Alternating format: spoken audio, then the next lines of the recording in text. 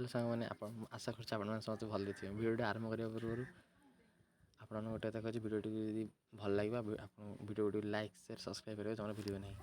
आज हम जाना व्हाट्सएप रे बैंक अकाउंट किपर आड कराए। चलो दोस्तों डेरी न करी वीडियो को स्टार्ट करवा।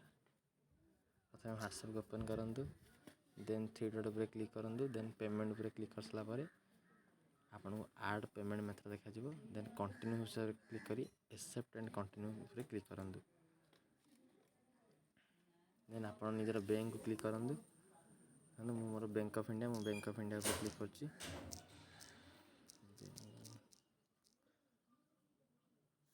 बैंक ऑफ इंडिया मुझे क्लिक करदेली। भेरीफाई देखा भेरीफाई पर क्लिक करी सब जहाँ पचारे एलाउ करदेवी। एलाउ कर सारापर आप व्हाट्सएप आप एसएमएस पठेब। देन से एसएमएस देला आप बैंक अकाउंट ऑटोमेटिकली आड हो। देखो मोर बैंक अकाउंट ऑटोमेटिक आड होगा। मोर दुईटा बैंक अकाउंट देखा से गोटे मैं आड कर आड कर सारापर ऑटोमेटिकली व्हाट्सएप रे बैंक अकाउंट आड होगा। डाउन पर क्लिक करदे। देखो मोर बर्तमान व्हाट्सएप आशा कर वीडियो भल लगे वीडियो को लाइक शेयर सब्सक्राइब करेंगे जमा भूलें नहीं। Thank you for watching my video.